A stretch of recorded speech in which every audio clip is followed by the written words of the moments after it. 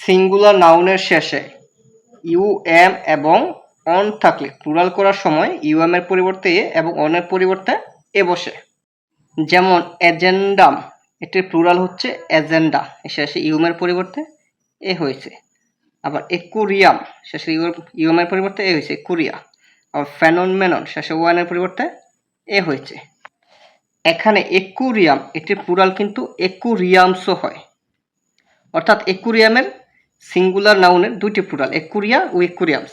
কিন্তু যদি পরীক্ষার মধ্যে অপশনে দুটি থাকে যে একুরিয়া একুরিয়ামস, তখন আমার গ্রহণযোগ্য উত্তর হবে যে একুরিয়া।